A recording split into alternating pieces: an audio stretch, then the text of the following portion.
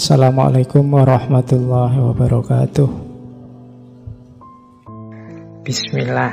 Ini seperti saya bilang tadi ya, mungkin saya awali sebentar dengan beberapa wawasan-wawasan yang mungkin penting tentang mimpi.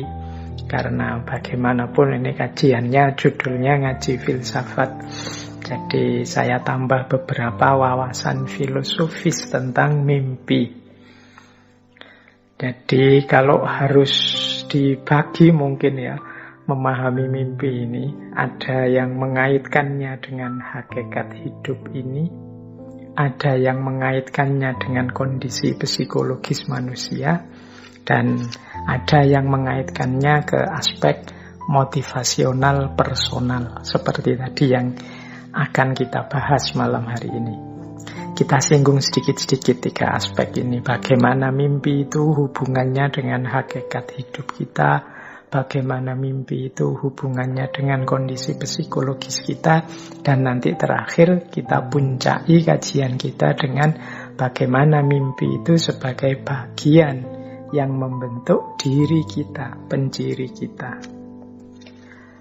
Baik, saya awali dari awal tentang filosofi mimpi. Saya masih ingat di salah satu sesi ketika dulu kita membahas tentang Imam Ghazali.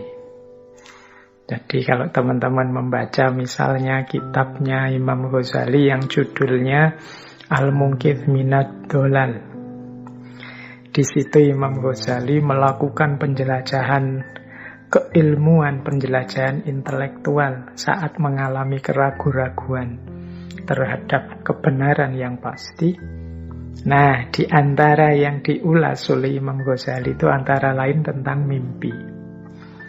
Jadi kata Imam Ghazali di Al-Munqidh itu begini, kita ini menganggap bahwa akal pikiran kita itu kebenarannya pasti dan bisa dipertanggungjawabkan. Ini melebihi kebenaran yang kita peroleh dari panca indera. Jadi beliau kan meranking ilmu-ilmu itu yang diperoleh dari panca indera, yang diperoleh dari akal, dan nanti ilmu yang diperoleh dari pengalaman religius. Nah, menurut penjelajahannya Imam Ghazali, manusia itu cenderung sangat percaya pada kebenaran-kebenaran yang diperoleh lewat akal melebihi kebenaran yang diperoleh lewat panca indera. Lewat panca indera itu kita misalnya zaman SD dulu kan ada itu pelajaran, kita lihat gelas ada airnya, terus dimasuki pensil. Loh, pensilnya itu kelihatan bengkok. Tapi kan kita tidak menyimpulkan pensilnya bengkok. Kita simpulkan pensilnya tetap lurus. Hanya saja pandangan mata kita terdistorsi. Nah, yang bisa menyimpulkan pensil tetap lurus itu kan akal. Kalau dasarnya hanya panca indera menggunakan mata, ya pensil tadi kelihatannya sudah bengkok. Dari sini terus disimpulkan bahwa kalau begitu akal itu lebih kuat untuk menemukan kebenaran. Tapi ternyata akal juga banyak kelemahannya. Antara lain dalam hal mimpi ini. Jadi ini uraian di kitab itu ya tentang mimpi. Jadi kita itu saat mimpi itu kan akal kita juga bekerja. Kita memahami, kita mencerna hal-hal yang kita temui dalam mimpi. Saat itu kita yakin bahwa kita ini benar. Saat mimpi itu yang saya lihat itu sebagaimana saya alami. Jadi akal kita jalan, kita tanggapi apa saja dalam mimpi sebagaimana saat kita bangun. Jadi misalnya kalau kita mimpi nyebrang jalan, kita beneran minggir biar tidak ketabrak mobil. Saat mimpi itu kita mimpi melakukan apa, kita gunakan logika persis seperti saat kita bangun. Dalam mimpi itu kita merasa ini benar, ini pasti yang benar. Tetapi begitu kita bangun, ternyata terus kita sadar, ternyata yang mati-matian aku anggap benar dalam mimpi itu, begitu sadar baru aku tahu ternyata itu hanya ilusi. Ternyata itu tidak nyata. Nah ini kalau di kitab Al-Munqidh Minadh Dhalal ini dipakai untuk menyimpulkan akal juga tidak selalu mampu menangkap yang benar. Buktinya dalam mimpi itu sesuatu yang maya, yang ilusi dianggap nyata. Apalagi hari ini Imam Ghazali lahir di abad itu. Kalau hari ini ada fenomena post-truth misalnya, akal kita kan sering tertipu oleh hoax-hoax itu. Jadi yang kita anggap benar ternyata salah. Kita anggap nyata ternyata hanya ilusi, hanya maya. Nah, ini nanti jembatan untuk masuk ke beberapa gagasan filosof tentang mimpi, tentang filsafat mimpi. Nah, dari sini kemudian muncul pandangan bahwa sebenarnya hakikat hidup kita di dunia ini itu seperti mimpi. Yang kita anggap nyata, konkret, apa adanya, realistis dan lain sebagainya, itu kan yang kita hadapi hari ini. Itu persis seperti kalau kita mimpi. Kalau kita mimpi itu kan ya kita merasa persis seperti hidup hari ini. Nah, nanti kita sadar bahwa betapa ilusifnya, betapa tidak sejatinya hidup ini begitu kita bangun.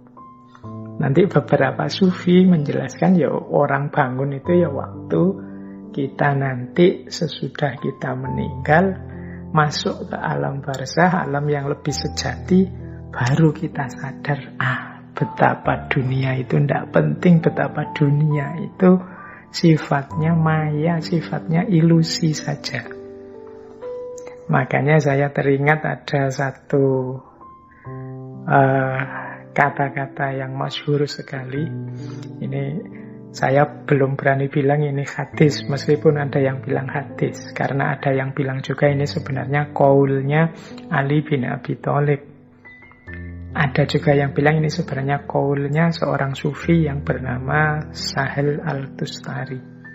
Jadi ini masih diperdebatkan, ini sabdanya Rasulullah apa qaulnya Sayyidina Ali apa qaulnya Syekh Sahel Al-Tustari. Tapi kalimat ini sudah sangat sering didiskusikan, yaitu annasu niyamun fa'idha matu intabahu.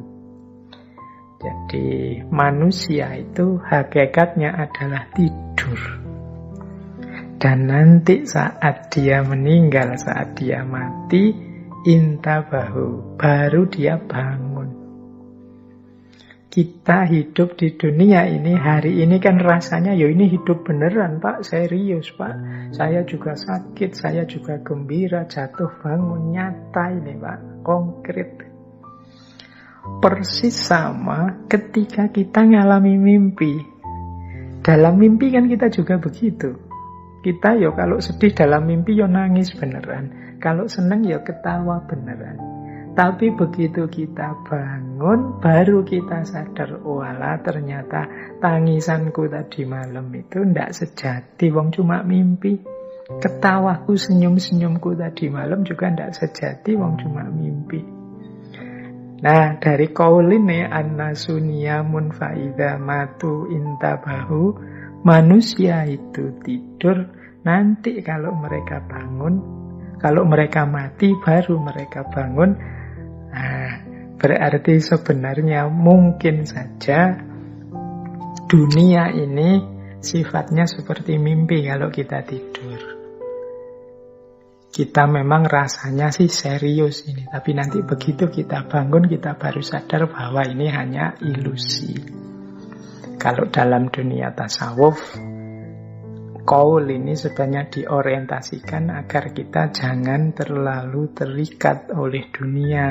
Jangan tertipu oleh dunia. Dunia ini sifatnya tidak nyata, tidak pasti ada. Ya satu-satunya yang pasti ada kan memang Allah. Bahkan diri kita ini kan hanya dipinjami keberadaan oleh Allah. Makanya eman-eman kalau kita hidup di dunia ini terlalu terikat, terlalu terpengaruh, tertipu. Wong ini hanya mimpi. Harusnya kita lebih serius di hidup yang sejati, yaitu saat kita bangun. Nah, ini salah satu filosofi yang berhubungan dengan mimpi. Ini dari para tasawuf. Ada yang saya kutip lagi ini dari seorang filosof timur, dari Tiongkok, Zhuangzi. Ini tokoh ini pernah juga kita bahas di ngaji filsafat, saya lupa sesi berapa dulu Zhuangzi ini. Jadi dia punya satu kalimat yang menarik tentang mimpi ini. Jadi dia cerita begini. Satu ketika saya bermimpi, aku adalah seekor kupu-kupu yang terbang berkeliling di langit, di angkasa. Kemudian aku bangun. Jadi dia mimpi jadi kupu-kupu yang terbang ke sana kemari. Senang sekali bisa terbang kemana-mana. Nah kemudian dia bangun. Nah saat bangun itu dia terus bertanya pada dirinya, sebenarnya aku ini manusia yang bangun ini sekarang, itu manusia yang bermimpi jadi kupu-kupu, ataukah aku ini sebenarnya kupu-kupu yang bermimpi jadi manusia? Tadi kan waktu mimpi jadi kupu-kupu kan tiba-tiba saja terus jadi kupu-kupu kemudian terbang ke sana kemari. Itu kan seolah-olah mimpinya ya kupu-kupu itu. Tapi kemudian bangun dengan kesadaran sebagai manusia. Nah, ini yang lebih mimpi yang mana? Nah, itu pertanyaannya. Logikanya sama dengan para sufi tadi. Hidup sekarang di dunia ini dengan hidup nanti, itu mana yang lebih sejati? Wong dua-duanya ketika kita mengalami, yo, kita meresponnya yo sama seriusnya. Nah, maka di quotes-nya Zhuangzi itu dia bertanya, ini aku yang mimpi jadi kupu-kupu atau kupu-kupu yang mimpi jadi aku? Loh, meskipun aku mimpi jadi kupu-kupu atau kupu-kupu yang mimpi jadi aku, itu kan rasanya sama. Jadi begitu aku mimpi jadi kupu-kupu, ya akunya hilang kan, yang ada kupu-kupunya dalam mimpi. Aku merasa aku ini kupu-kupu. Sebaliknya juga begitu, kupu-kupu yang mimpi jadi aku, jadi manusia, itu ya kupu-kupunya hilang. Wong sekarang mimpi jadi manusia, dia merasa dirinya yang sejati ya manusia. Nah, makanya bagian tertentu dalam pemikiran filsafat tentang mimpi itu ada yang bilang ya mimpi itu hakikatnya hidup ini. Jadi hidup ini ya seperti mimpi. Karakternya ya kita memang merasa ini beneran, ini sejati, tapi apa ya? Jangan-jangan kita ini sedang tidur mimpi. Jangan-jangan saya ini sedang tidur memberi kajian, teman-teman sedang tidur mimpi mendengarkan kajian. An-nasu niyamun fa'idha matu intabahu. Manusia itu tertidur, baru nanti kalau mereka bangun, mereka mati, mereka terbangun, sadar di titik mana hidup yang sejati. Nah, ini boleh kapan-kapan ya kita perdalam lagi tentang karakter ilusifnya hidup ini. Beberapa tradisi timur itu banyak yang punya pandangan hidup ini tidak nyata, hidup ini isinya kekosongan saja, tidak ada yang sejati. Oke. Menarik kalau teman-teman tarik lagi. Itu kita mungkin masih ingat ya teman-teman, dulu kita pernah belajar tentang bapaknya filsafat modern, René Descartes. Beliau ini juga punya pandangan tertentu tentang filsafat mimpi. Kapan-kapan kita bahas. Tapi kalau René Descartes ini disebut bapaknya filsafat modern, sebenarnya filsafat modern itu berarti berhutang pada mimpi. Karena René Descartes ini bertekad untuk jadi filosof, bertekad untuk serius mencari ilmu dengan jargon yang populer sekali, aku berpikir maka aku ada, itu setelah mimpi. Jadi René Descartes itu, beliau ini sebenarnya kan memang dikenal sebagai orang pintar, memang cuma suka tidur. Jadi beliau ini kalau tidur awal malam, nanti bangunnya bisa jam 12 siang. Jadi sukanya memang beliau ini tidur. Nah, satu ketika di musim dingin, saat ini René Descartes itu masih muda, sekitar tahun 16-19 lah, tanggal 10 November. Ini René Descartes ini saat itu sedang jadi anggota pasukan sukarela Bavarian.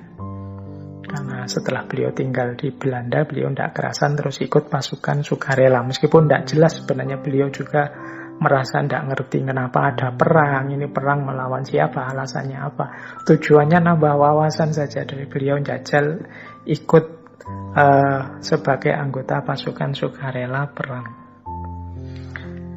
Nah, satu ketika beliau ini bermimpi. Jadi saat itu musim dingin, malam hari beliau bermimpi. Yang mimpi ini bolak-balik sampai 3 kali. Jadi mimpi itu 3 kali dan saling bersambungan, kayak to be continued. Jadi mimpi bangun, mimpi lagi, lanjutan mimpi yang pertama dan mimpi lagi.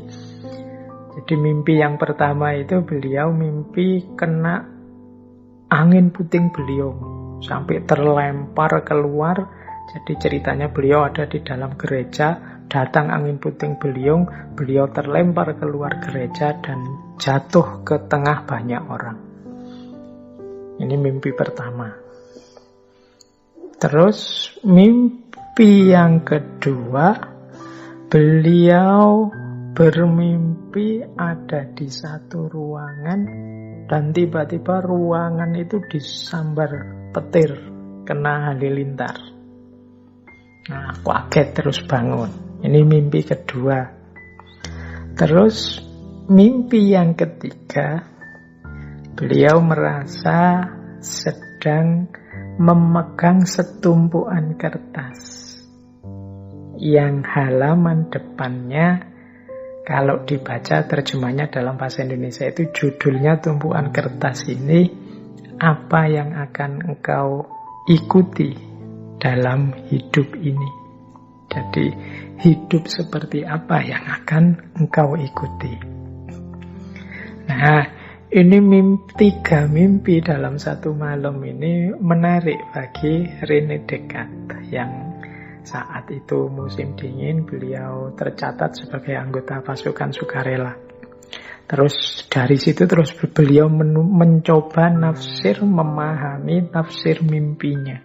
Nah, jadi nanti beliau nulis juga itu tafsirnya tentang mimpi-mimpi tadi. Mimpi diserang angin puting beliung sampai terlempar keluar tadi ke tengah orang-orang, itu ditafsirkan oleh René Descartes bahwa ada satu kekuatan yang akan melanda dirinya yang tidak mungkin dia menolak. Nah itu, sampai dia terlempar keluar, itu berarti ini kekuatan yang sangat dahsyat. Yang kedua, mimpi disambar petir itu oleh René Descartes ditafsirkan, aku harus segera mengambil keputusan tentang jalan hidup yang harus aku jalani. Jangan sampai telat, karena kalau telat bisa terkena sambaran petir. Kemudian mimpinya yang ketiga, kok membawa kertas, ada tulisannya, hidup macam apa yang akan engkau ikuti. Oleh René Descartes ditafsirkan, oh berarti tujuanku, targetku adalah ilmu pengetahuan, setelah ini filsafat. Nah, jadi 3 rangkaian mimpi itu oleh René Descartes ditafsirkan ada kekuatan luar biasa yang mengharuskan aku keluar dari ruangku saat ini, dan aku harus segera mengambil keputusan, dan ternyata arah yang harus aku tuju adalah filsafat dan ilmu pengetahuan. Dari situlah nanti René Descartes mulai geser ke filsafat-filsafat, termasuk dengan satu istilah dari yang beliau yang masyhur sekali itu kan cogito ergo sum. Aku berpikir maka aku ada. Loh, ternyata lahirnya filsafat juga diawali dari mimpi. Baik. Wah, ini banyak, tidak apa-apa ya dongeng kesana kemari. Nanti dipuncai dengan mimpi yang dari aspek motivasional tadi. Kalau teman-teman membuka-buka kajian-kajian filsafat, itu nanti ada istilah oneirologi. Oneirologi itu cabang ilmu pengetahuan yang meneliti tentang mimpi. Jadi ternyata ada istilahnya.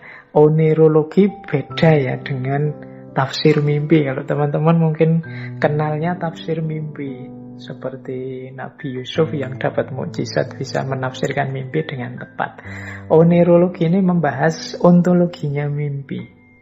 Jadi membahas tentang hakikatnya mimpi ya, seperti tadi misalnya, oh mimpi itu seperti hidup ini dan lain sebagainya. Oh mimpi itu karena kondisi mental yang begini dan lain sebagainya. Itu namanya oneirologi.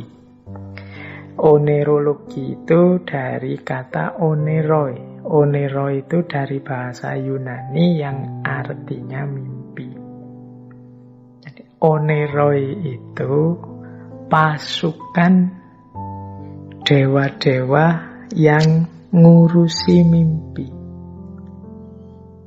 Jadi sekelompok dewa yang mengurusi mimpi.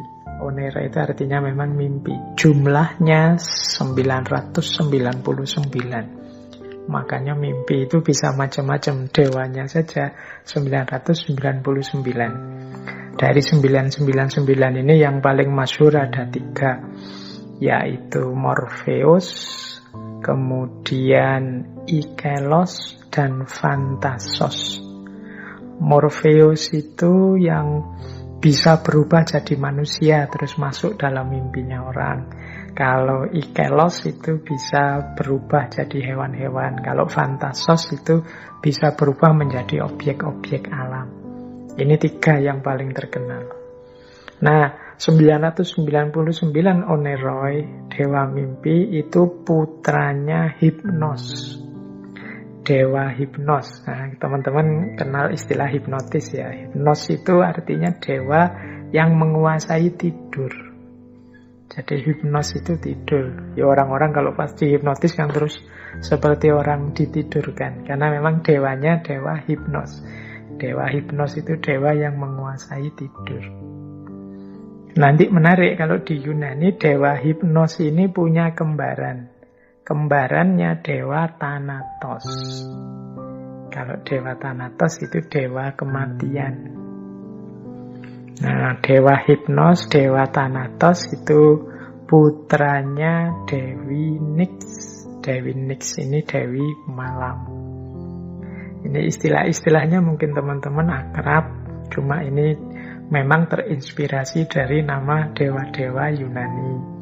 Ilmunya namanya oneirologi. Baik, ya kita tidak mendalam di sini, nanti arahnya terakhir kan bukan mimpi yang mimpi ini, tapi mimpi yang aspek bagaimana membentuk dan mengembangkan diri.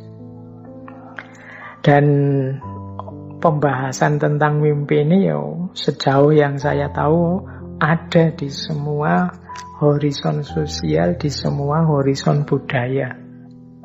Tiba-tiba saya ingat kalau dalam budaya Jawa misalnya, itu ada persepsi dan filosofi khusus tentang mimpi ini. Misalnya orang Jawa itu membagi mimpi itu dalam kategori waktu. Jadi kalau di Jawa ada istilah yang berhubungan dengan mimpi, yaitu titiyoni, gondoyoni, dan puspo tajem. Nah, ini membagi malam saat kita tidur dan bermimpi itu menjadi 3. Mimpi di waktu sepertiga malam pertama itu dikenal kalau dalam budaya Jawa namanya titiyoni. Kalau mimpi di sepertiga malam yang kedua disebut sebagai gondoyoni. Dan mimpi di sepertiga malam yang ketiga ini dikenal sebagai mimpi puspo tajem. Nah, ini juga kontennya beda-beda. Kalau titiyoni yang di sepertiga malam yang pertama, ya mungkin sebut saja ini jam-jam 9 sampai jam 12. Ini mimpi yang sifatnya hanya bunga-bunga tidur saja. Mungkin sisa-sisa kesibukan pikiran kita sebelumnya. Ini namanya titiyoni. Mimpi di sepertiga malam yang pertama ini tidak harus terlalu dipikirkan, diambil hati. Wong ini kembangnya orang tidur saja. Nanti ada mimpi di sepertiga malam kedua, namanya gondoyoni. Kalau ini sifatnya lebih dalam. Jadi mungkin kalau pakai bahasa psikologi ini mimpi yang isinya ekspresi emosi bawah sadar kita. Jadi mimpi ini mungkin menyimpulkan keinginan-keinginan kita yang terpendam, hasrat-hasrat kita yang tersembunyi. Itu biasanya di sepertiga malam yang kedua, jam 12 ke atas lah sampai jam-jam 3. Nah, nanti ada sepertiga malam yang terakhir. Jadi mungkin jam-jam 3 malam sampai menjelang subuh. Ini namanya puspo tajem.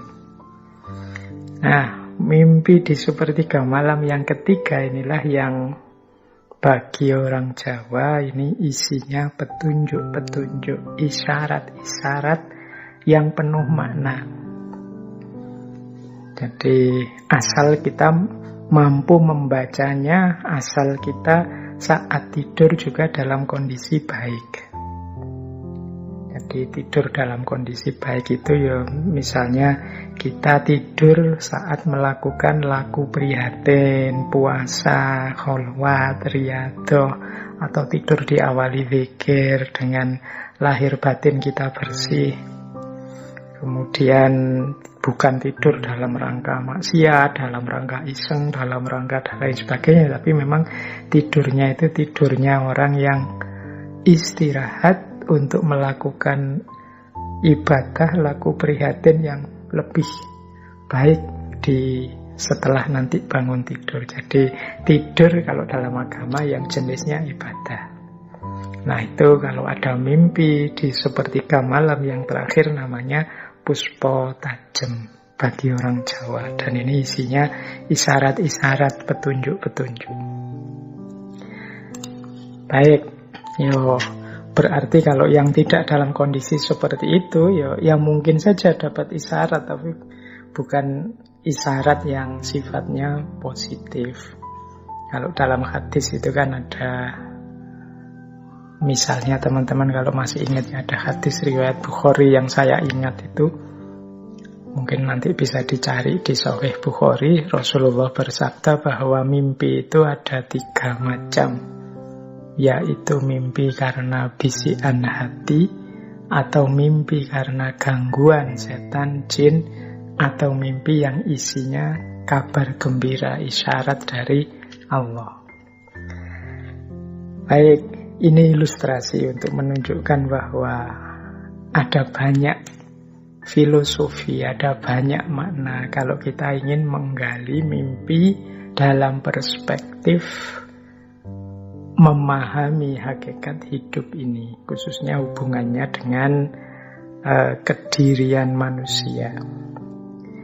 Nah, yang kedua, ini kan tadi saya bagi 3 ya memahami mimpi. Yang pertama tadi mimpi secara filosofis. Nah, sekarang coba kita gali mimpi dari aspek biologis. Mimpi dari aspek biologis? Mimpi dari aspek psikologis. Ini banyak teori-teori tentang mimpi. Nah, dari aspek psikologis yang saya tahu juga, ini nanti teman-teman silahkan menggali, karena lagi-lagi saya bilang fokus kita tidak ke sini, nanti fokus kita ke bagaimana mimpi sebagai bagian dari keinginan cita-cita untuk membentuk diri kita. Tapi kita tambah materi-materi ini untuk nambah wawasan, kan memang nawaitunya ngaji ini secara umum nambah wawasan. Ya kalau teman-teman yang tidak betah nunggu segera ke materi utamanya, ya nanti kalau sudah selesai kan bisa langsung dicucuk, diloncati, dipotong-potong, dicepetkan dan lain sebagainya. Teman-teman jauh lebih tahu tentang itu. Baik, jadi dari perspektif psikologi yang saya tahu itu ada 4 teori tentang mimpi. Yang pertama jelas, ini teori yang paling terkenal dari filosof psikolog Sigmund Freud yang dikenal sebagai Freud teori, teorinya Freud. Kemudian ada namanya activation synthesis theory. Kemudian ada namanya information processing theory. Kemudian ada neural housekeeping theory. 4 teori tentang mimpi. Kita belajar sebentar, barang 5 menit tentang 4 teori ini.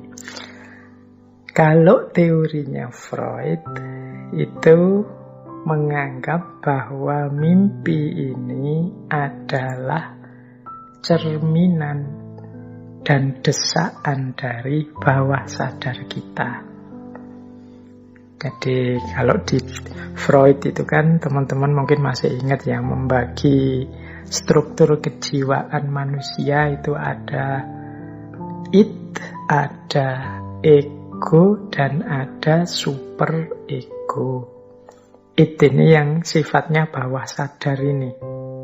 Jadi apa sebenarnya itu keinginan kita, sebenarnya mungkin cita-cita, harapan kita tertentu, atau kegelisahan tertentu kita, atau pokoknya apa-apa yang di wilayah sadar kita singkirkan. Mungkin karena dianggap tidak pantas, mungkin kita karena menganggapnya kurang realistis, mungkin kita menganggapnya itu tidak sesuai dengan norma tatanan, mungkin kita menganggapnya nabrak aturan dan lain sebagainya. Akhirnya kita eliminasi. Misalnya kita ingin sesuatu, tidak pantas saya kok ingin begini misalnya. Terus kita represi, kita singkirkan dari wilayah sadar, terus masuk ke bawah sadar. Nah, koleksi-koleksi bawah sadar ini seringkali muncul dalam mimpi. Nah, inilah teorinya Freud. Misalnya, teman-teman, ini contoh paling gampang ya. Teman-teman misalnya naksir pacarnya temannya. Diam-diam kok seneng ya sama pacarnya temannya. Tapi kan terus kita tahu, itu kan pacarnya temanku. Nggak boleh, nggak pantas.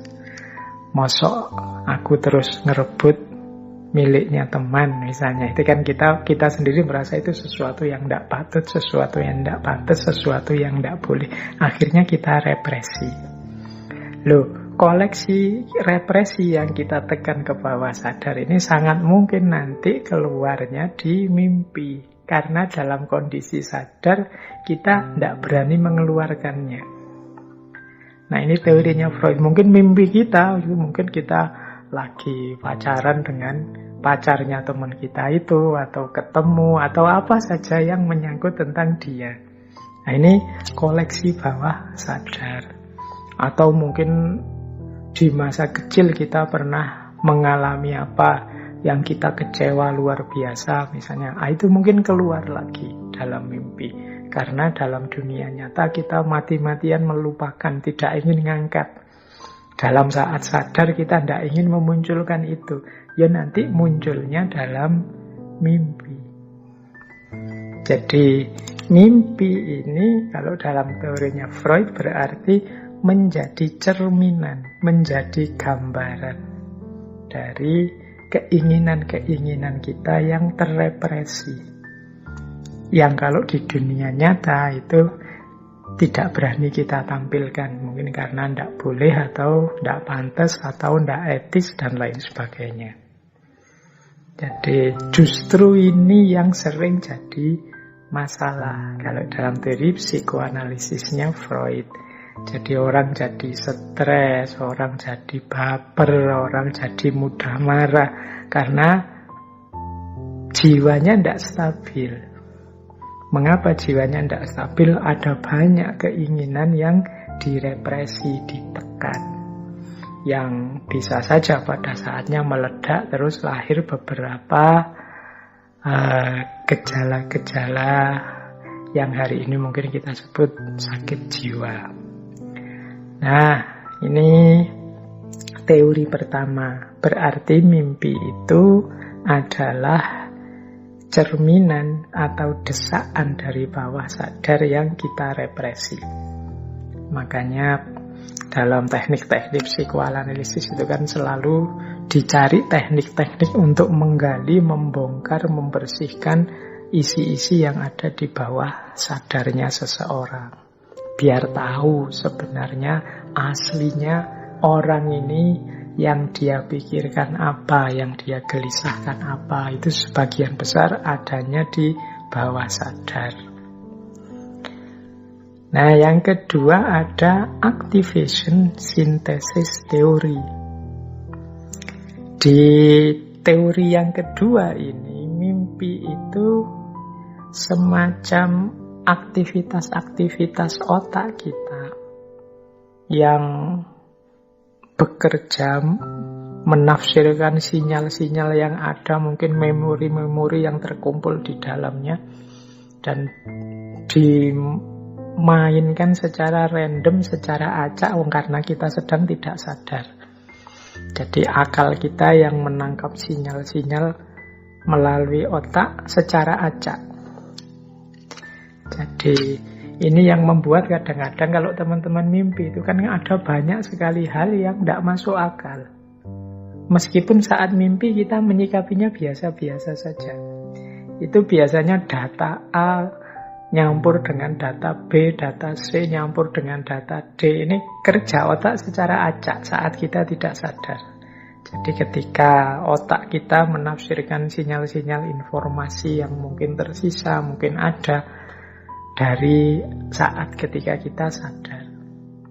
Makanya kadang-kadang misalnya teman-teman mimpi padahal sekarang sedang di Jogja, kok cepet sekali tiba-tiba sampai rumahnya orang tua kita di Jawa Timur atau di Sumatera atau di Sulawesi, kok sekarang bisa ngobrol sama orang-orang yang jauh di sana misalnya. Itu kan informasi yang tidak nyambung. Jadi tiba-tiba saja kita kembali ke masa SD dengan situasi kita sekarang, ketemu teman-teman lama seolah-olah balik SD lagi dan lain sebagainya. Ini karena informasi-informasi yang tersimpan dalam otak kita ini tampil secara acak. Jadi namanya activation synthesis. Jadi terjadi pertemuan-pertemuan data yang kadang tidak karu-karuan. Jadi mungkin karena kita kangen sekali dengan masa-masa kecil, dalam mimpi muncul situasi seperti masa kecil, sementara kitanya sudah cara berpikirnya seperti kita sekarang. Nah, jadi di teori kedua ini mimpi itu ya ketika otak kita bekerja saat kita tidak sadar. Sehingga dia kerjanya ya random, kerjanya acak menampilkan memori-memori yang tersimpan. Nah, ada lagi yang ketiga, teori namanya Information Processing Theory.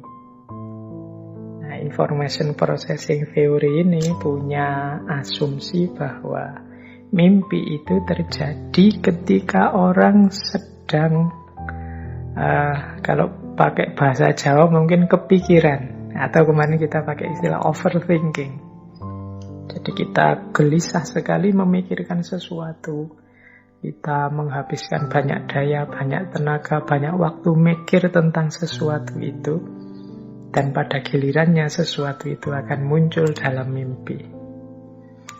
Jadi mimpi berperan sebagai semacam problem solving. Di saat sadar kita buntu. Tapi dalam mimpi ini data-data yang kita kumpulkan, yang kita alami ini ketemu ya dengan caranya sendiri. Jadi di level kedua ini semacam katarsis. Katarsis ini ya semacam memproses informasi-informasi untuk bisa lepas dari problem yang dialami. Kalau menurut teori yang ketiga ini, orang lebih mudah mimpi ketika dia stres, ketika dia banyak masalah. Teman-teman boleh ya direnungi, kira-kira saya itu kalau pas kepikiran macam-macam banyak masalah, apa iya lebih sering mimpi dibandingkan kalau pas sedang puas, lega, tidak ada problem atau problem banyak yang terselesaikan. Nah, diasumsikan kalau pakai teori yang ketiga ini, orang itu biasanya kalau banyak mimpi itu kemungkinan ada banyak pikiran. Jadi ada banyak hal yang harus dia selesaikan. Nah, yang keempat ada neural housekeeping theory. Nah, kalau ini mimpi itu sifatnya untuk memelihara kewarasan, menjaga keseimbangan saraf-saraf otak. Jadi mimpi itu melepaskan ketegangan-ketegangan. Mimpi itu membersihkan file-file otak yang tidak penting. Mimpi itu memperkuat jaringan yang ada di saraf-saraf otak. Jadi ada fungsi pembersihan, ada fungsi penjagaan, nah itu mimpi. Jadi mimpi itu semacam menjaga keseimbangan yang ada di otak kita. Ini namanya neural housekeeping theory. Baik, ya ini untuk sekedar tahu saja, teman-teman yang ingin mendalam boleh belajar psikologi. Tapi paling tidak, inilah mimpi dalam perspektif psikologi. Para ahli yang concern dengan gerak jiwa, aktivitas-aktivitas mentalnya manusia. Jadi tentang mimpi ada yang berteori bahwa mimpi itu adalah timbunan bawah sadar yang mendesak ke alam sadar. Ada yang bilang bahwa mimpi itu ketika otak kita bekerja, menafsirkan berbagai sinyal yang ada secara acak. Ada yang bilang bahwa mimpi itu adalah kondisi ketika alam sadar buntu, sehingga dia lebih berperan pada problem solving. Dia berperan pada peredaan situasi saat kita stres. Dan ada yang bilang ya mimpi itu dalam rangka menjaga keseimbangan otak kita dan saraf-sarafnya dengan segala informasi yang ada di dalamnya. Baik dengan cara membersihkan yang tidak penting atau menghilangkan yang tidak perlu dan lain sebagainya. Oke, ini pengantarnya.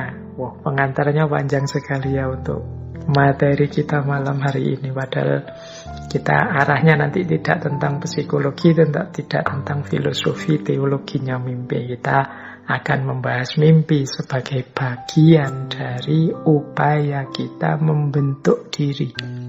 Baik, kita mulai. Sekarang kita hubungkan mimpi ini dengan aspek yang berhubungan dengan minggu lalu ya, mengenali diri dan membentuk diri. Ini mengenali dan membentuk diri ini dua hal yang saling berangkai. Kalau hanya mengenali saja ya sifatnya mungkin pasif. Sementara manusia itu makhluk yang dinamis. Dia bisa berubah, bisa berkembang. Oleh karena itu, ya kita harus mengenali diri kita dulu pertama-tama, kita ada di mana, kekurangan, kelebihan kita apa. Setelah itu mari kita bentuk diri kita sesuai keinginan, sesuai ideal-ideal yang ingin kita tetapkan. Berarti apa? Memahami seseorang itu tidak hanya dari bagaimana dia sekarang, tapi juga bisa dari apa yang dia inginkan, apa yang dia harapkan, apa yang dia mimpikan. Ada orang baiknya luar biasa, tapi kok ya mimpinya rusak misalnya. Dia mimpi ingin unggul dan menguasai seluruh kekayaan misalnya. Nah, ini kan negatif sifatnya. Kita kan sudah bisa menilai, orang ini keinginannya negatif. Meskipun sekarang dia positif. Penilaian kita tentang dia kan terus sudah berubah. Jadi mimpi pun atau harapan pun itu sesuatu yang bisa kita pakai untuk mendefinisikan seseorang. Ada orang jahat misalnya, perampok, maling, atau apalah kejahatan apa, koruptor. Dua orang misalnya, yang satu merasa sudahlah, saya ini sudah rusak, sudah jahat, ya sudah selesai, biar saja saya jahat. Yang satu bilang, saya tahu saya jahat, tapi saya ingin berubah jadi lebih baik. Saya ingin jadi orang yang lebih manfaat. Saya ingin orang yang menundukkan diriku jadi tidak jahat lagi. Loh, yang satu punya harapan, punya keinginan, yang satu tidak. Tentu saja definisi kita kan berbeda tentang dua orang ini, meskipun sama-sama telah melakukan kejahatan.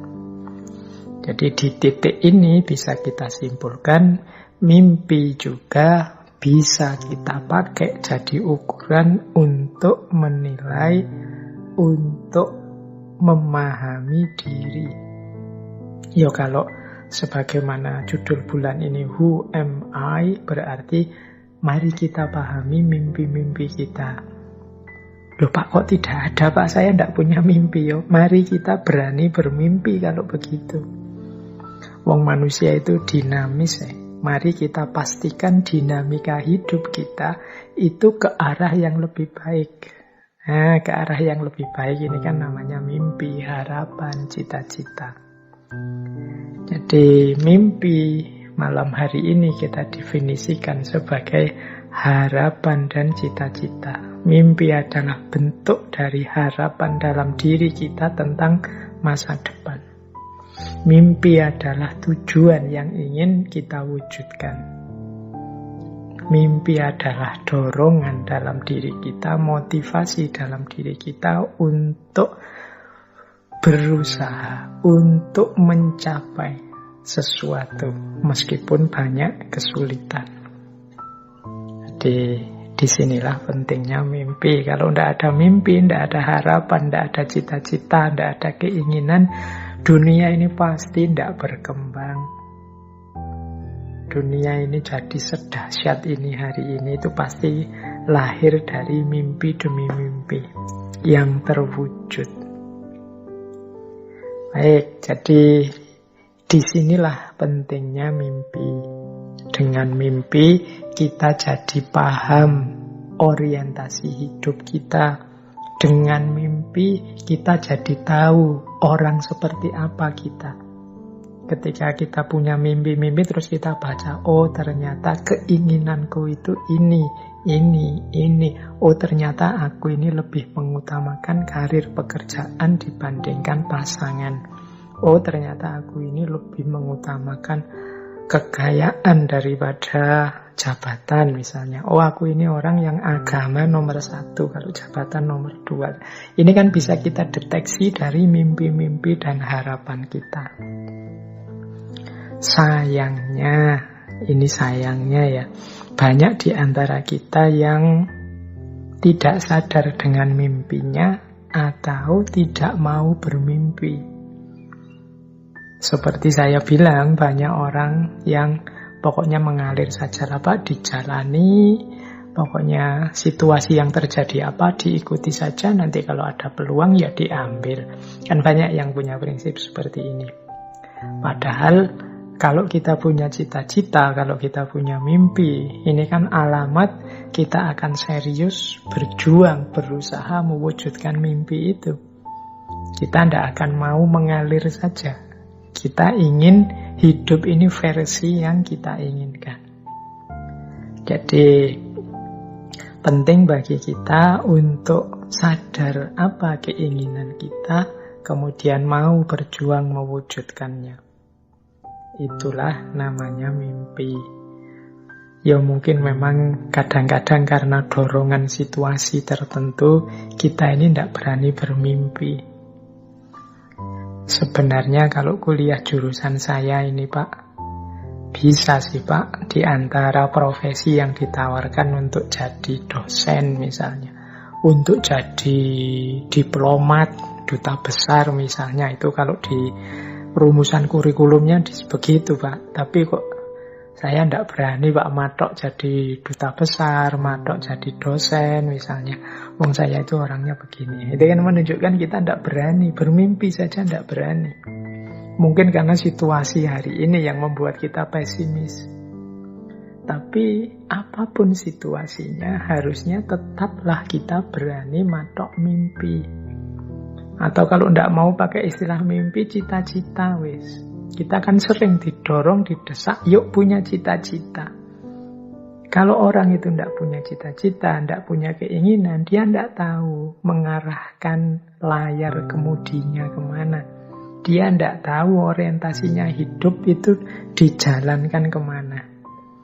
Ya ibarat mobil, kalau teman-teman tidak punya tujuan, tujuan ini kan cita-cita tadi, harapan tadi, mimpi tadi. Kita kan terus tidak jadi jalan. Kalau jalannya asal saja, ya kita tiwas kehabisan bensin, tapi tidak meraih apa-apa. Tidak sukses apa-apa, tidak berhasil apa-apa, meskipun mungkin merasakan sesuatu atau menikmati sesuatu. Jadi, ini pentingnya mimpi. Nah, di slide ini saya ranking. Jadi itu kalau pakai bahasa Inggris, mimpi itu yang kalau dalam bahasa Inggris istilahnya dream. Itu berbeda dengan wish, berbeda dengan hope, berbeda dengan expect. Ini level ya. Ini maksudnya level mudahnya adalah level kerealistisannya. Jadi ada dream, ada wish, ada hope, ada expect.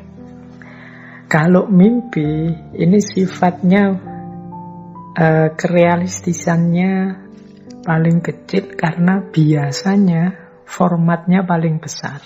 Itu mimpi, isinya paling besar. Seperti anak kecil misalnya, saya ingin jadi presiden misalnya. Itu kan sisi realistisnya kecil karena format mimpinya besar. Tapi bukan berarti mustahil. Jadi kalau kita targetnya besar, itu kan kita mau tidak mau nanti orientasinya, daya yang kita kerahkan, modal yang kita berikan itu kan juga besar untuk sampai ke sana. Seandainya tidak nyampe di terminal terakhir itu pun kita sudah luar biasa capaian kita. Itu namanya dream. Nah, lebih besar aspek realistisnya, ya berarti mungkin lebih simple isinya, itu namanya wish. Wish ini daya realistisnya mungkin lebih konkret daripada dream. lebih besar lagi daya realistisnya itu hope. Dan lebih besar lagi itu expect.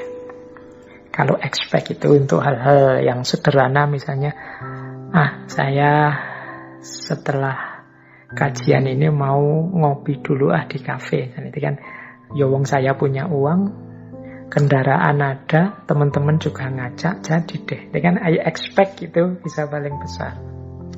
Tapi kalau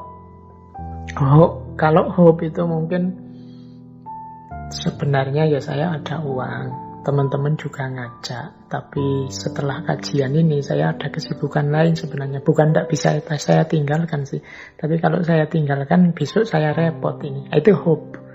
Segalanya terpenuhi tapi ada halangan. Semoga bisa.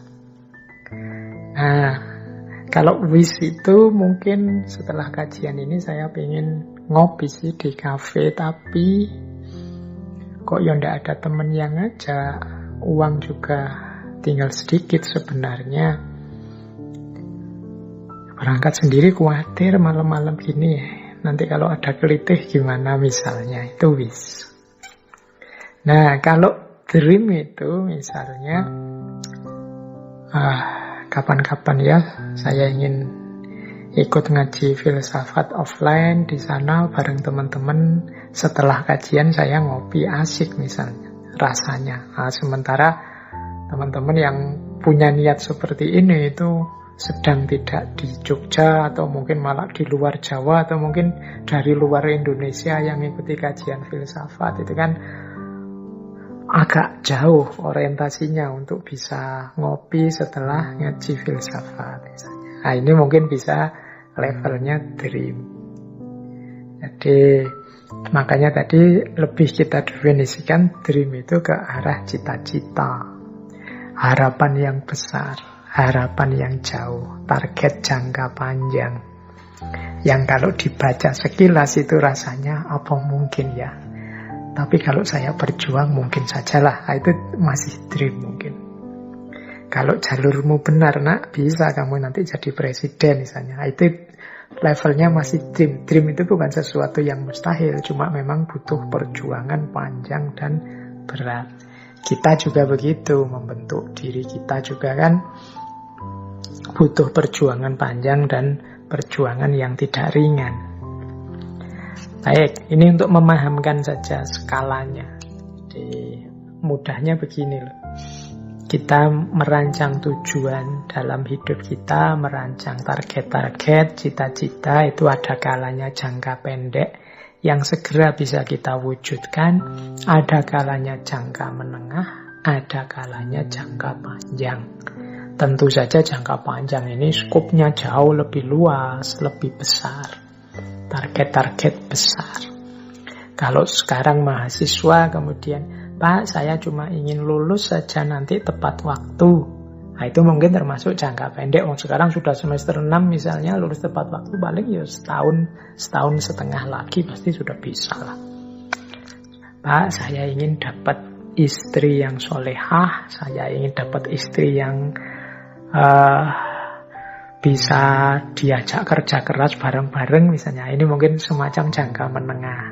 Karena segera tidak bisa, tapi butuh proses panjang. Tapi juga tidak terlalu jauh. Sekarang teman-teman mungkin sudah lulus kuliah, sudah sedang cari-cari kerja. Ya mungkin 2, 3, 4 tahun lagi terpenuhi lah. Nah, misalnya terus, Pak, saya itu ingin punya kerjaan mapan di perusahaan level internasional yang kemudian di situ saya bisa mengabdikan keilmuan saya dan nanti bisa berbuat sesuatu untuk negara saya, Indonesia misalnya. Itu kan mimpi besar. Yang semacam ini bisa kita sebut dream. Jadi ini skala-skala keinginan kita. Yang penting juga kita rumuskan, kita tetapkan. Dalam rangka apa? Membentuk diri kita. Kita itu kan terbentuk sesuai apa yang kita rancang dan apa yang kita wujudkan dari rancangan itu tentang diri kita. Baik, kita lanjutkan ya. Nah, mimpi ya tetap akan jadi mimpi dan benar-benar akan berhenti sekedar mimpi kalau kita tidak menyambung mimpi itu dengan upaya-upaya untuk mewujudkannya. Maka ada istilah from dream to goals. Dari mimpi kita terjemahkan menjadi tujuan-tujuan hidup. Tujuan jangka pendek tadi, jangka menengah, juga jangka panjang. Nah, bagaimana sih cara kita untuk mewujudkan mimpi kita menjadi nyata dalam bentuk tujuan-tujuan yang konkret? Ini ada beberapa teori, beberapa konsep. Nah, malam hari ini kita belajar pelan-pelan saja tentang konsep bagaimana dari mimpi kita wujudkan menjadi tujuan-tujuan yang konkret dan nyata. Biar orang tidak hanya bilang, kalau begitu sih cuma mimpi biasa. Biar mimpi itu jadi kenyataan. Nah, ya tentu saja yang pertama syaratnya adalah kita tahu benar, paham benar mimpi kita itu apa. Seperti saya bilang tadi loh ya, banyak orang yang tidak punya mimpi, banyak orang yang tidak berani mimpi. Jadi mimpi saja tidak berani. Semoga teman-teman tidak termasuk orang yang semacam ini. Harus punya cita-cita. Harus punya mimpi. Orang yang tidak punya cita-cita itu mungkin karena dia tidak mampu membaca dan memahami diri dan lingkungannya, atau mungkin dia terdistraksi oleh banyak hal lain yang tidak penting. Maka penting ya teman-teman. Kan sering saya sindir itu di berbagai kesempatan. Kadang-kadang kita itu kalah sama anak-anak TK, anak-anak SD. Anak-anak TK itu kalau ditanya jawabannya lebih tegas. Cita-citanya apa? Polisi. Cita-citanya apa? Businessman. Cita-citanya apa? Pilot. Cita-citanya apa? Jawabnya lebih tegas. SD masih lumayan tegas. Nanti SMP mulai agak ragu-ragu. Biasanya SMP itu karena terdistraksi macam-macam. Era-era SMP itu mungkin banyak nonton TV, nonton game, itu jadi pikirannya campur-campur. Termasuk saat menjadi siswa SMA, misalnya SMA itu juga masih mencari fokus-fokus, mencari idola-idola. Nah, mulai bisa berpikir lebih jernih, lebih luas mungkin zaman kuliah.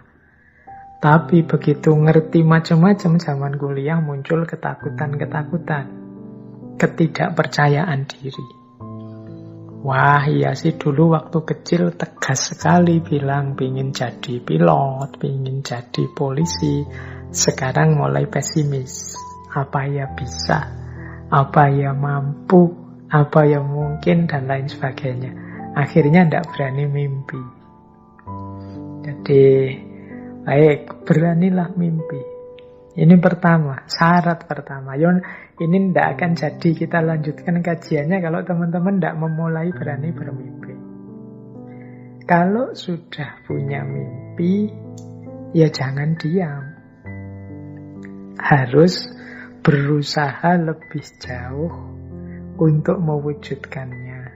Langkah pertama apa? Ya tentu saja belajar. Nambah ilmu, mencari wawasan seluas-luasnya tentang bagaimana ihwal mimpi yang kita tetapkan tadi.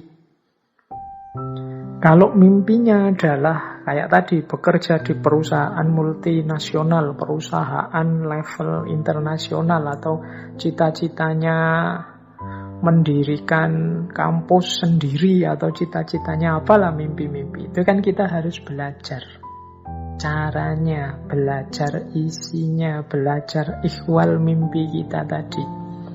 Yang cita-citanya jadi menteri misalnya kan harus tahu tentang kementerian, harus tahu Apa saja tugas, wewenang, tanggung jawabnya menteri, apa saja kualifikasi, kompetensi yang harus dimiliki seorang menteri, bekal apa saja yang diperlukan ke sana. Ini namanya pengetahuan. Jadi harus mau belajar lewat cara apa saja yang berkaitan dengan mimpinya. Nah, kalau sudah ngerti detail, dilanjutkan dengan membaca potensi diri, kekuatan-kekuatan, kelebihan-kelebihan, kekurangan-kekurangan yang kita miliki. Oh, kalau ingin jadi presiden, itu syaratnya harus ini, harus itu, harus tegas, harus menyayangi, harus tidak mudah terpengaruh, harus macam-macam. Nah, kalau aku gimana? Aku sudah punya itu apa belum? Kalau belum, gimana cara mewujudkannya? Kalau sudah, gimana cara menyuburkannya, cara mempertahankannya? Nah, ini namanya membaca dan mengembangkan potensi. Aku harus bisa apa ini?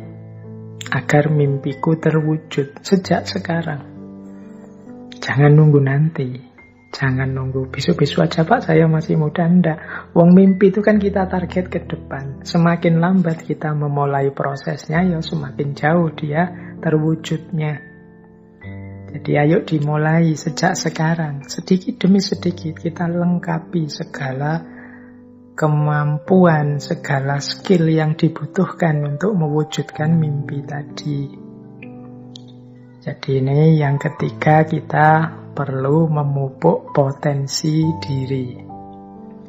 Ya berarti kalau tadi belajarnya, kalau ini mewujudkan dirinya sehingga kita layak untuk mendapatkan mimpi itu. Yang ketiga adalah relasi. Nah, relasi ini perlu juga mulai dibangun. Loh, untuk aku punya kompetensi itu, untuk aku bisa sampai ke sana, aku membutuhkan apa? Membutuhkan siapa saja? Butuh teman yang seperti apa? Butuh guru yang seperti apa? Butuh kolega yang seperti apa? Butuh mitra kerja yang seperti apa? Yang memudahkanku meraih mimpi-mimpiku. Ini namanya relasi. Jadi, tidak mungkin kan kita mewujudkan sesuatu itu sendirian. Bahkan termasuk hal yang sangat privat, misalnya kayak tasawuf dengan kholwat uzilah suluknya, kan tetap butuh guru, tetap butuh yang nuntun, bahkan kadang-kadang butuh teman yang sama-sama saling ikut membimbing. Jadi ini namanya relasi. Apalagi hal-hal yang sifatnya keduniaan itu kita banyak butuh saling kerjasama, saling relasi. Penting. Jadi mungkin targetnya 20 tahun, 10 tahun lagi, ya kita mulai menjalin relasi sekarang.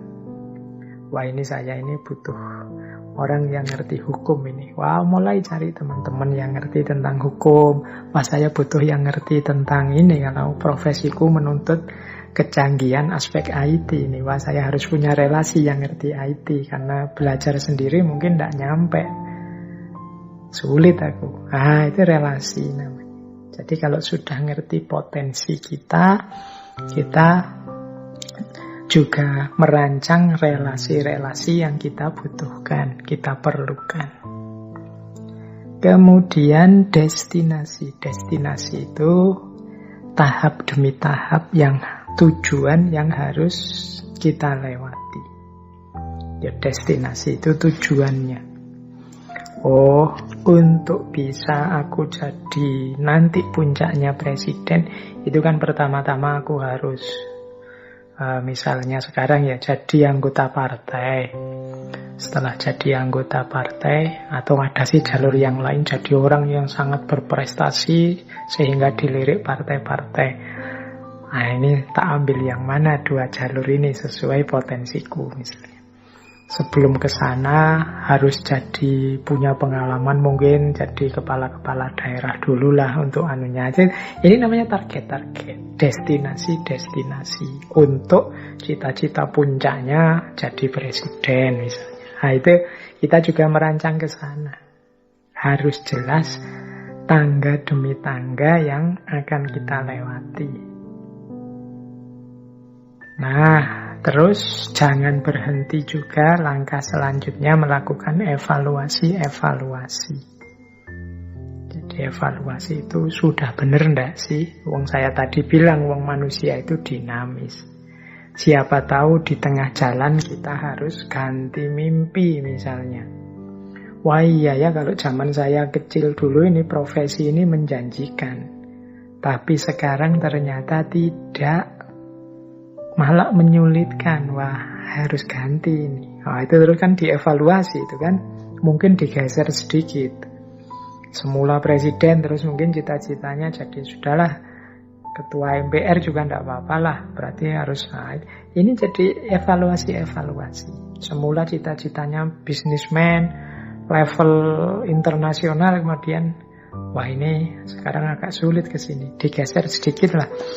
Misalnya ndak bisnismen tapi yang lebih sifatnya memberi saja untuk level nasional, yang lebih banyak manfaatnya untuk dalam negeri misalnya. Itu kan hasil evaluasi. Nah, kalau sudah beres dievaluasi, dirancang ulang, boleh mimpinya ditetapkan lagi. Jadi di targetnya ditegaskan lagi. Kalau memang masih tetap itu ya tidak masalah. Setelah dievaluasi masih relevan ya oke, jalan terus seperti itu.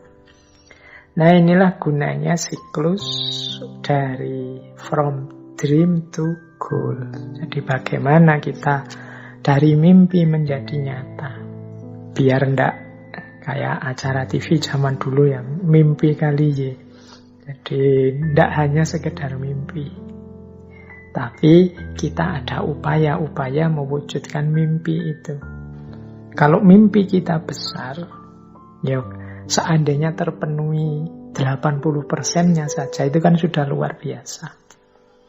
Makanya tadi saya bilang beranilah bermimpi besar, dan kalau kita berupaya sepenuh tenaga mewujudkan mimpi itu. Baik, kita lanjutkan. Nah, lanjutannya from dreams to goals. Ini ada teori yang sering sekali dipakai oleh motivator-motivator. Ini kajian kita bulan ini kan mirip tema-tema yang diangkat para motivator itu ya. Meskipun sedikit-sedikit kita sisipkan aspek kefilsafatannya. Ini teori tentang tujuan. Jadi hidup ini kan harus jelas tujuannya. Makanya saya masukkan ini bagian dari from dreams to goal. Nah, merancang tujuan sebagai bagian dari mimpi-mimpi kita, itu rumusnya adalah SMART. Jadi bagaimana menerjemahkan mimpi jadi tujuan hidup, itu kita harus SMART. Ya smart itu kalau bahasa Inggris artinya cerdas, tapi smart ini diterjemahkan per kata. Jadi S-nya itu spesifik, M-nya measurable, E-nya achievable, R-nya realistic, dan T-nya time bound. Jadi kita harus cerdas. Yo mimpi, tapi mimpinya harus cerdas. Ketika mimpi itu kita terjemahkan jadi tujuan, target, cita-cita, yo harus smart. Smart itu yang pertama adalah spesifik. Spesifik itu yo harus jelas dan tegas. Tidak kok multitafsir, tidak kok ambigu, yang jelas saja. Biasanya orang yang sulit untuk tegas dan jelas itu kan yang masih ragu-ragu. Ya Pak, saya pengen jadi guru sih Pak, tapi ya kelihatannya kalau guru itu tidak tegas. Jadi bila perlu spesifik, Pak, saya ingin jadi guru, tapi levelnya SMA, Pak, bukan guru TK apa guru SD. Saya ingin jadi guru, Pak, tapi guru TK. Saya itu sayang sekali sama anak-anak. Itu lebih jelas. Jadi lebih spesifik.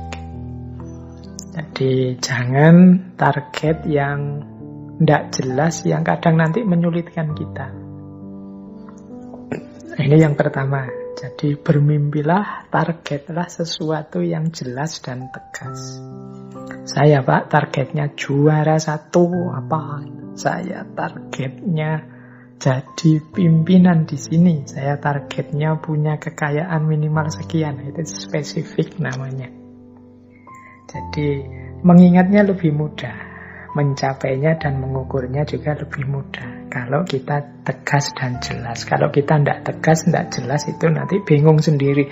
Ini sudah sukses apa belum ya saya? Ini sudah tercapai apa belum? Yang kedua, miserable. Miserable itu dapat diukur. Ada ukuran yang jelas bahwa saya ini sukses. Ini loh, Pak, ukurannya saya sukses atau belum. Kekayaan saya minimal 10M. Itu berarti saya sukses. Itu miserable. Dapat diukur. Nilai saya minimal IPK ijazah saya nanti itu 3,5, Pak. Nah, itu berarti miserable. Dapat diukur. Jangan target ukuran yang sulit.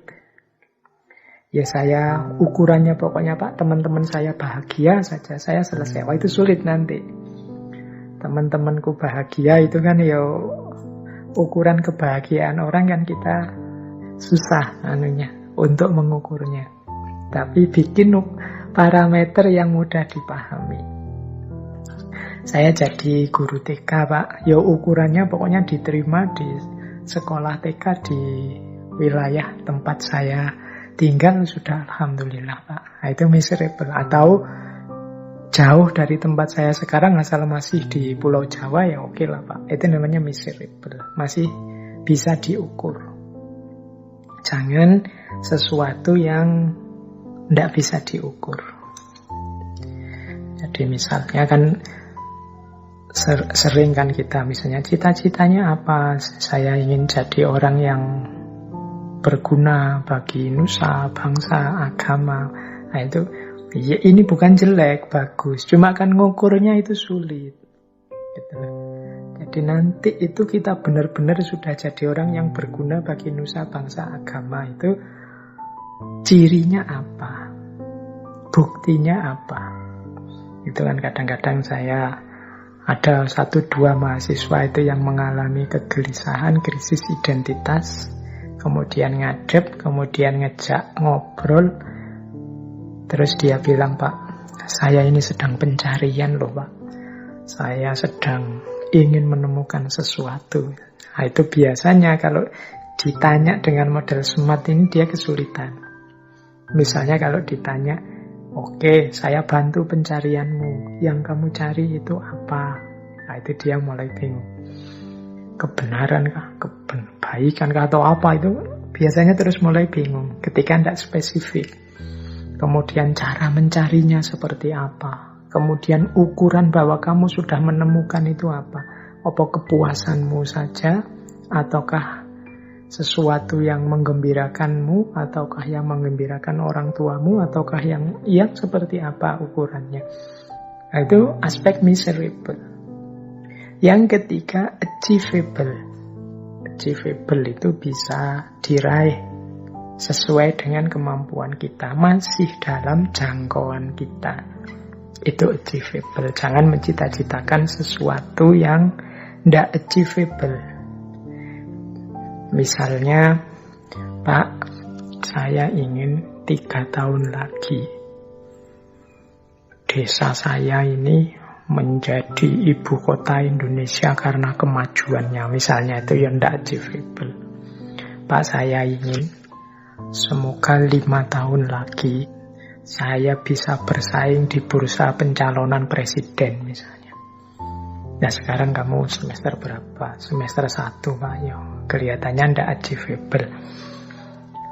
Jadi achievable itu sesuai dengan kemampuan yang kita miliki, sehingga dia bisa diraih.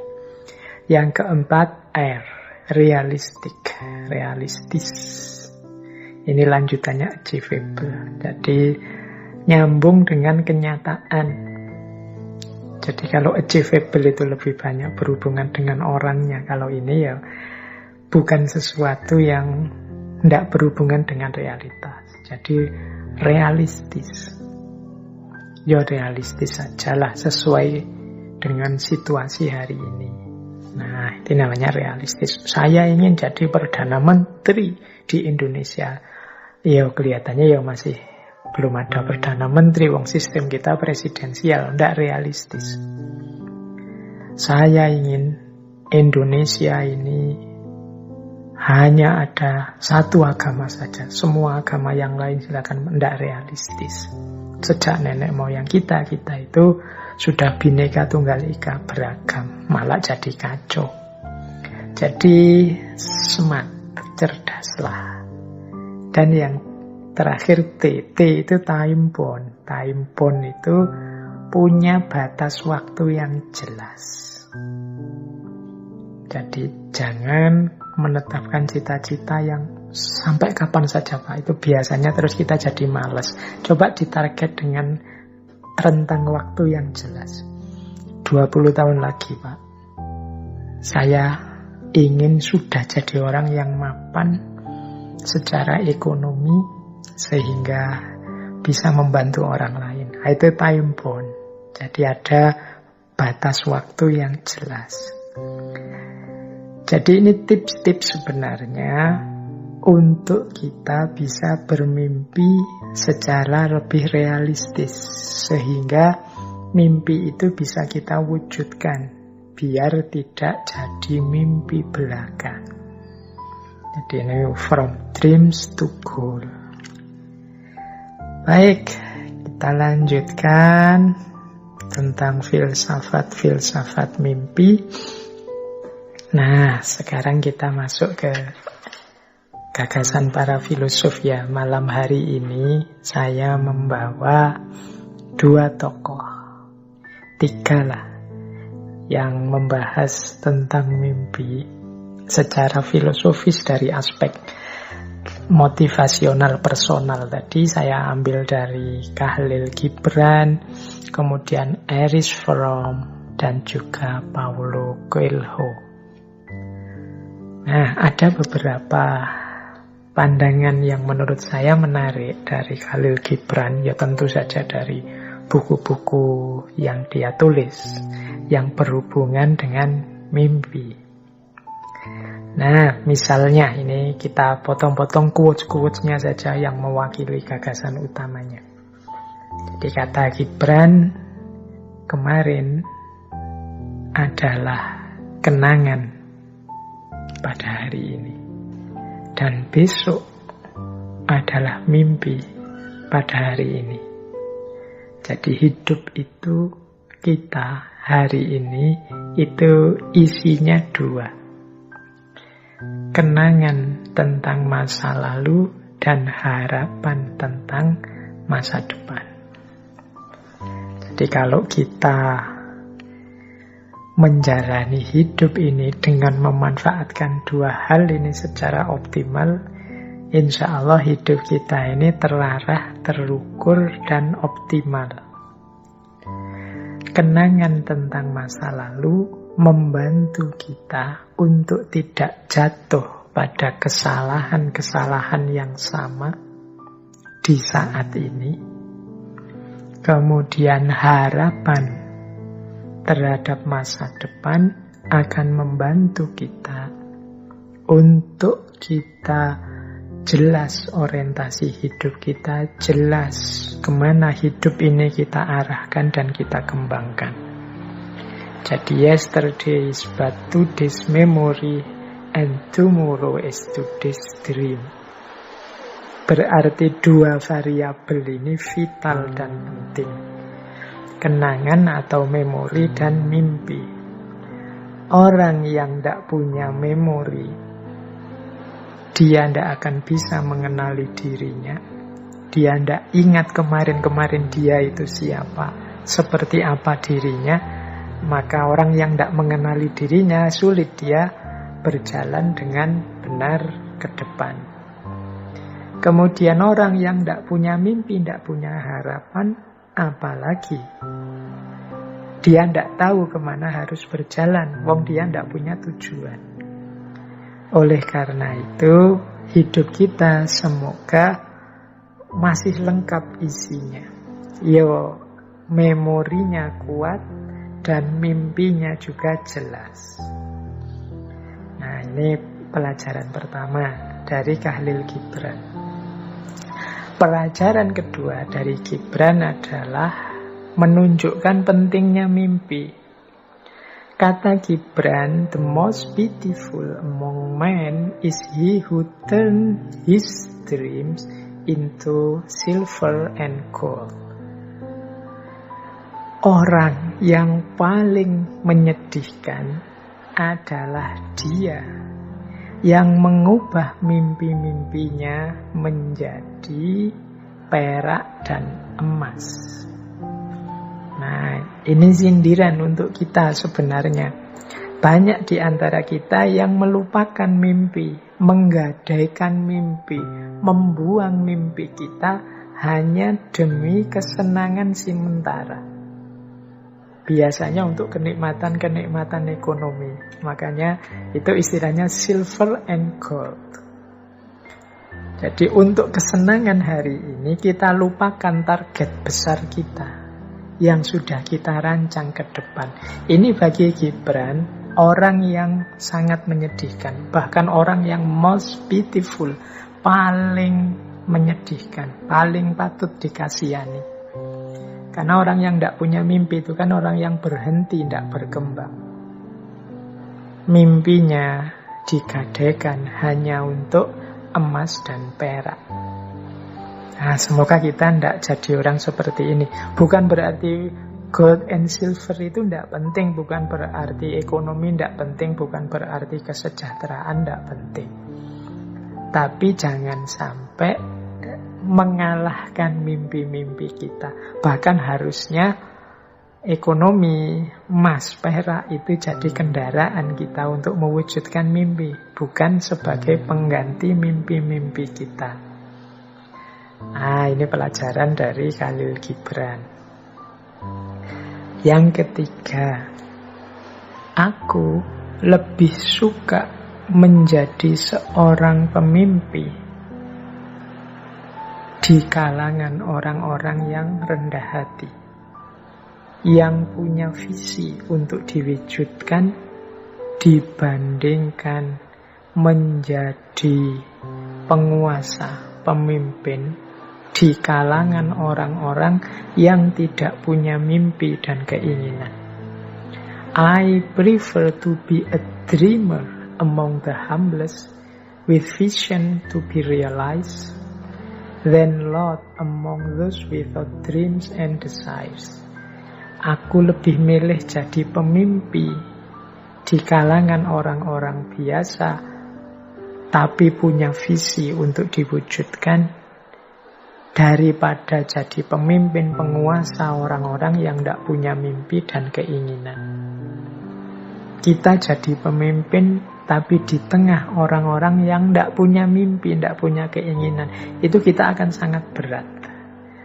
Kita tidak mungkin bisa menggerakkan mereka untuk berkembang, untuk lebih baik, untuk produktif.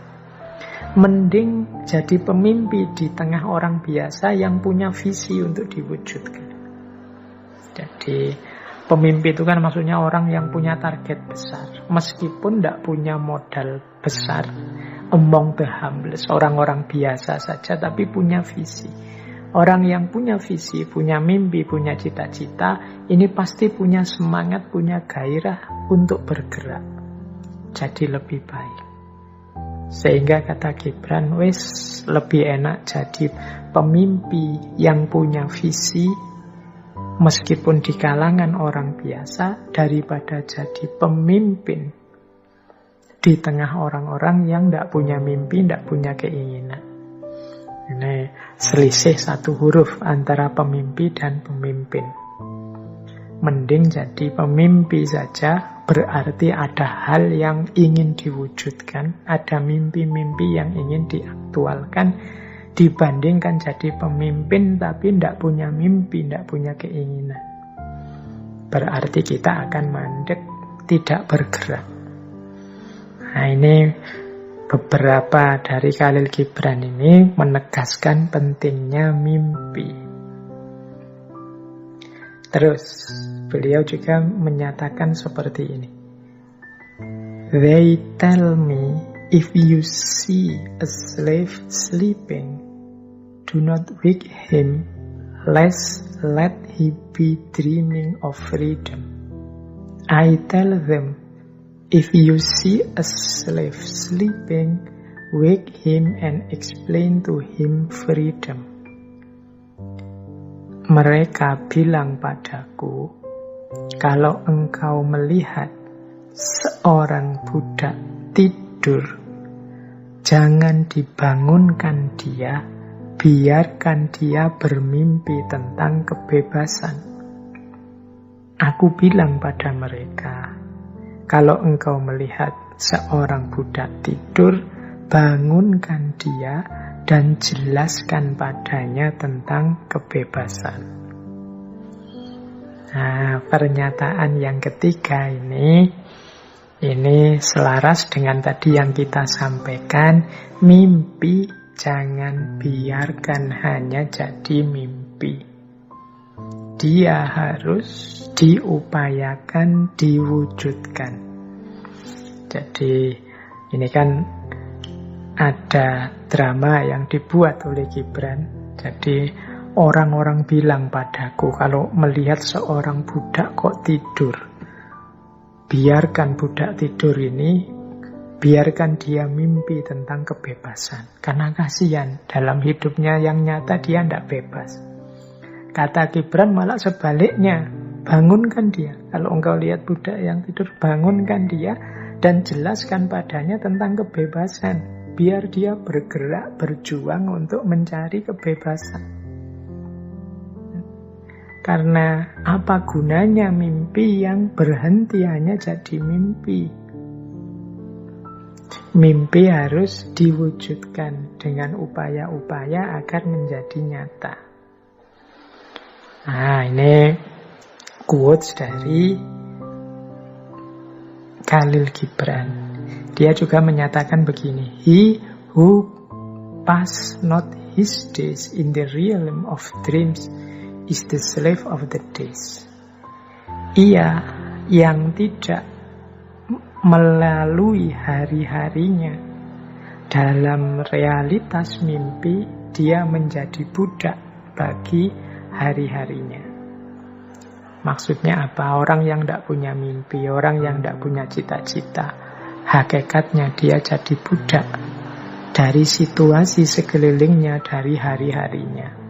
Umurnya habis, usianya habis, hanya dipakai untuk sesuatu yang tidak jelas targetnya mau kemana, yang tidak jelas arahnya mau kemana. Nah, ini filosofi-filosofi dari Gibran. Ini salah satu ilustrasi saja untuk memahamkan kita betapa pentingnya mimpi. Kita lanjut ya. Kalau tadi sudah Gibran, sekarang Erich Fromm. Nah, ini tokoh filosof psikoanalis kita yang sering kita pakai teori-teorinya, khususnya ketika membahas tentang cinta. Kata Erich Fromm begini, a dream is a microscope through which we look at the hidden occurrences in our soul. Mimpi adalah mikroskop yang melaluinya kita melihat peristiwa-peristiwa dalam jiwa kita yang tersembunyi. Jadi Erich Fromm ini kan termasuk alirannya psikoanalisis. Meskipun beliau mengkritisi beberapa gagasannya Sigmund Freud. Tapi beliau juga menyatakan bahwa mimpi itu adalah seperti mikroskop. Dia menggambarkan isi jiwa kita yang tersembunyi. Mimpi menunjukkan aslinya kita yang seperti apa. Nah, ini mimpi yang bukan motivasional tadi, yang mimpi yang kita alami saat tidur tadi. Nah, Erich Fromm juga bilang begini, both dreams and myth are important communication from ourselves to ourselves. Jadi kata Erich Fromm, baik mimpi maupun mitos-mitos itu sebenarnya jalan komunikasi dari diri kita kepada diri kita. If we do not understand the language in which they are written, we miss a great deal of what we know and tell ourselves in those hours when we are not busy manipulating the outside world. Kalau kita tidak paham bahasanya, in which yang tertulis di dalamnya, kita akan melewatkan hal penting yang besar yang harusnya kita tahu tentang diri kita, yang terlewatkan ketika kita sibuk memanipulasi dunia di luar diri kita. Jadi mimpi itu adalah gambaran isi jiwa kita, dan melalui mimpi sebenarnya jiwa kita ingin menyampaikan sesuatu kepada kita. Kalau kita cuek, tidak mau memahami apa sih yang ingin disampaikan, ya kemungkinan kita melewatkan banyak hal yang harusnya kita pahami tentang diri kita. Ini masih berhubungan dengan mimpi dari perspektif psikoanalis tadi. Jadi versinya Erich Fromm, mimpi itu intinya penting bagi kita untuk memahami gambaran mental jiwa kita, memahami apa yang kita inginkan, apa rahasia-rahasia diri kita, memahami diri kita seutuhnya. Jadi kalau Khalil Gibran tadi banyak menjelaskan mimpi dari aspek motivasional personal, kalau Erich Fromm menjelaskan mimpi dari aspek psikologisnya. Saya tambah satu lagi dari tadi ya, Paulo Coelho.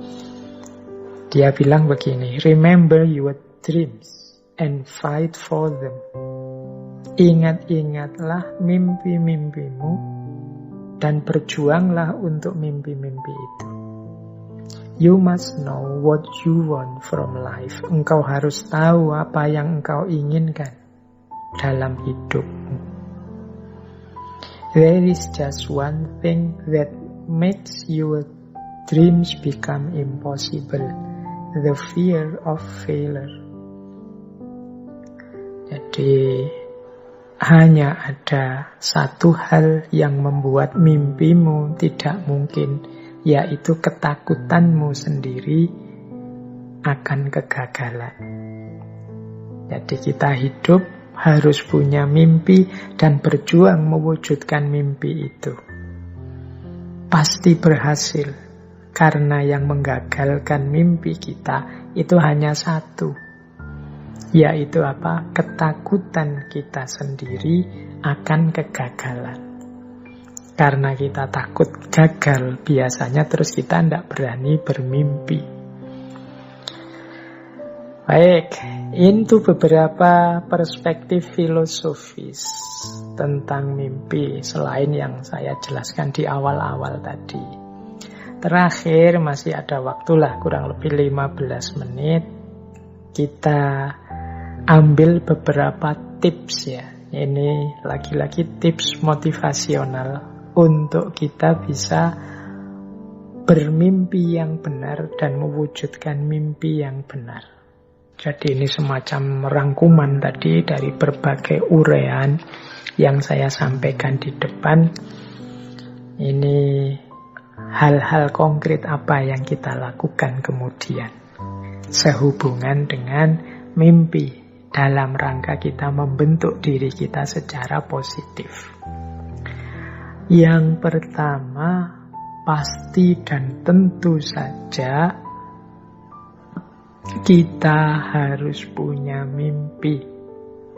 Kita harus berani menentukan apa yang kita inginkan. Kita harus berani bermimpi besar. Kita harus punya target yang besar. Ini yang pertama ini. Kalau mimpi saja tidak berani, ya nanti tidak ada gunanya penjelasan ke belakang ini. Jadi mari menetapkan target tujuan untuk mewujudkan mimpi-mimpi. Mari kita mulai sekarang untuk menghindari distraksi-distraksi yang menjauhkan kita dari mimpi. Orang yang punya mimpi itu kan ibaratnya orang yang jelas target hidupnya. Berarti dia tahu nanti dia mau kemana, tujuannya apa. Nah, tahap selanjutnya yang pasti menghindar dari apapun yang membuat kita terdistraksi, membuat kita melenceng dari jalur mewujudkan tujuan tadi. Ini yang pertama. Jadi, ayo bermimpi, mari menetapkan tujuan, dan pelan-pelan mari menghindar dari apapun yang menjauhkan kita dari tujuan. Menghindari distraksi ini agak saya tekankan karena hari ini banyak sekali hal yang bisa mendistraksi kita. Khususnya karena aktivitas-aktivitas kita yang hari ini sebagian besar di dunia maya. Keramaian hidup kita sebagian besar kan di ranah online, media sosial, dunia maya itu kita ketemu banyak sekali distraksi-distraksi sehingga tenaga, waktu, fokus hidup kita sering tersita di situ sehingga kita terpalingkan dari mimpi-mimpi kita. Jadi yang pertama itu. Yang kedua, untuk mewujudkan mimpi-mimpi itu tentu saja harus kita punya rasa percaya diri. Kalau kita tidak yakin mimpi kita bisa terwujud, kalau kita tidak yakin bisa mencapai tujuan, ya pasti tidak bisa terwujud mimpi-mimpi kita. Tidak bisa sampai kita ke tujuan kita. Kita harus percaya bahwa kita mampu, kita bisa. Seperti di dulu waktu kita membahas bulan lalu, bahas self-love itu, ayo memanfaatkan antara lain self-talk yang positif. Jadi kita bicara dengan diri kita tapi secara positif. Mengapa begitu? Ini loh, jadi saya kemarin membaca itu. Jadi setiap orang itu rata-rata dalam sehari itu berpikir, kalau dihitung itu sekitar 50.000 kali. Berpikir, oh ya kita itu kan begitu bangun tidur, otak kita aktif, itu kan jalan pikiran kita. Tentang apa saja, tentang segala hal. Nah itu 50.000 kali. Dan 50.000 ini sebagian besar adalah tentang diri kita sendiri. Tentang diri kita itu, aku mau makan, aku mau tidur, aku mau istirahat sebentar, mana HP-ku, mana laptopku, dan lain sebagainya. Jadi ini asumsi saja, semacam penelitian umum saja. Jadi kita berpikir 50.000 kali, sebagian besar tentang diri kita sendiri, dan sebagian besar tentang diri kita itu ternyata sifatnya negatif. Jadi jarang diam-diam kita memberikan atau memikirkan diri kita secara positif. Selalu saja yang kita pikirkan masalah kita, problem kita, tugas yang belum kita lakukan, tanggung jawab yang belum tertunaikan, kekeliruan-kekeliruan kita kemarin, dan lain sebagainya. Selalu tentang kurang-kurangnya diri kita.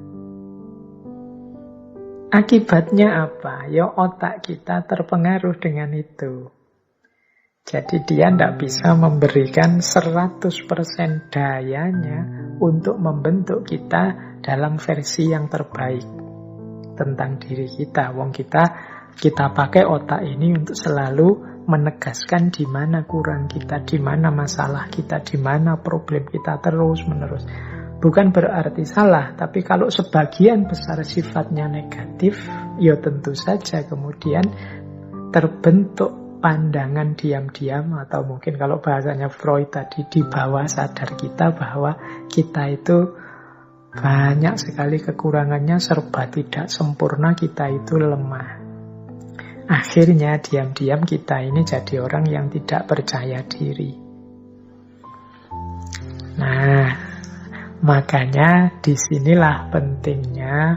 Tidak apa-apa kalau teman-teman punya media untuk self-talk. Self-talk itu ngomong dengan diri sendiri. Apakah itu langsung ngomong misalnya di depan cermin atau lewat tulisan-tulisan, silahkan saja.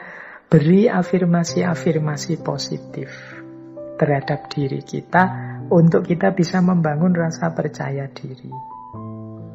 Misalnya kita bilang ya pada diri kita, ya aku ini banyak kekurangan, tapi aku berhak dicintai. Aku ini punya hak untuk gembira. Sebagaimana semua orang, aku juga punya hak untuk bahagia. Nah, itu self-talk positif. Aku mampu mewujudkan apapun yang aku inginkan. Aku kuat menanggung apapun problem. Aku bisa menyelesaikan apapun masalah. Tidak ada masalah yang tidak mungkin aku selesaikan kalau aku mau. Aku mampu menarik orang-orang yang tepat ke dalam hidupku. Aku bisa mewujudkan mimpi dan cita-citaku sesuai yang aku inginkan. Aku terus ini self-positif, self-talk yang positif terhadap diri kita. Ini akan menumbuhkan rasa percaya diri. Ini boleh diulang, bulan lalu rekaman kita tentang self-love yang berhubungan dengan self-talk yang positif tentang diri kita. Jadi setelah kita bermimpi besar, mari kita percaya diri bahwa kita mampu mewujudkannya. Kalau masih banyak unsur-unsur kerendah dirian, ketidakpercayaan pada diri sendiri, boleh digunakan self-talk yang positif pada diri kita sendiri. Nah, ini diantara